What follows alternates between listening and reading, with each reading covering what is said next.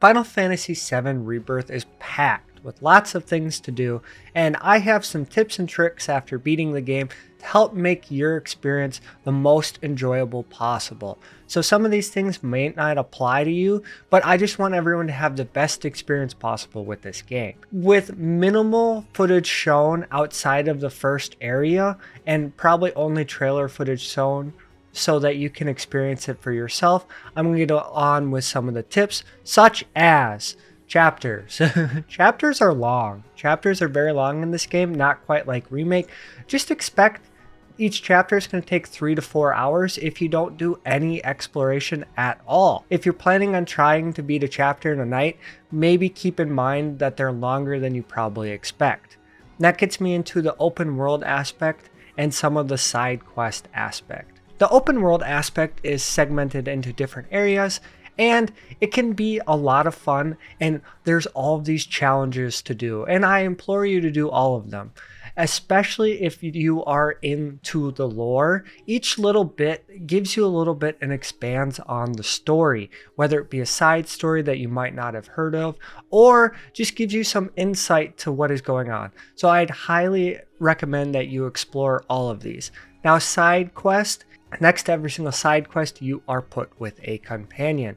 If you need to know which companion you're with, you can go into the quest menu and it'll show a little icon of who is the companion on the quest. If not, while going through the quest, you'll be paired with this person the entire time, and when you complete it, you will gain affinity with them. If you are looking to do hard mode, you have to do all of these quests on hard mode, so maybe save them for New Game Plus. If you have no interest in doing hard mode at all, I would just recommend doing them whenever you feel like it. In New Game Plus, you are able to reset all of the side quests and do them all over again if you would like, but that takes until after you completed the game. One other thing to note with side quests, each of them has a recommended level along with the main story. If you are playing in normal mode, I highly recommend being whatever level that quest is. It is very challenging on normal mode if you are under leveled. Now, another thing to note, there's a lot of open world to explore. Other than the mini games, which every single character that is playable has a weapon that is tied to a mini game, you will not be finding any weapons in the open world. Every single weapon will be found during a linear story bit, and I highly recommend you sort of explore every area that you are brought to in the story, whether it is finding good upgrades for your team or for your weapons. Now onto weapons. Every time you get a weapon, I would recommend equipping it and using the weapon skill, because then it unlocks it for your character permanently, and it's just a good tool to have. Speaking of weapons and everybody having them, you should build and learn how to play everybody. There's lots of random fights in this game, and you're going to be thrown in with random characters, and you're not going to pick and choose. And there's times where you have to use everybody in an instance. So make sure you have materia for everybody, builds for everybody, and understand how to play everybody to some extent. Now, crafting, I ignored this until chapter 11. Don't ignore this till chapter 11. This allows you to craft accessories, bangles, and potions if you need them, and it's very helpful for your playthrough. So as you're running around, whether it be in the open world or during your story, just spam triangle and pick up everything that you can in order to be able to craft as much as possible. While also playing the game, I would highly recommend that you assess everything, as there are challenges tied to this, and they unlock very good upgrades and materia that you can get on from Chadley later on.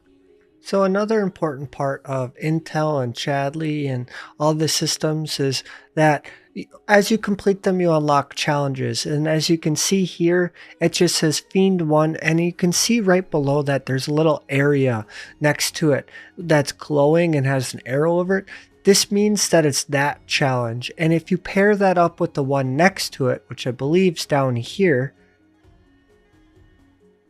you can see that if I do these two together, I unlock the challenge. So if you're looking for a specific materia and you know what challenge it's tied to, and you generally go in order when you're looking down his list from top to bottom.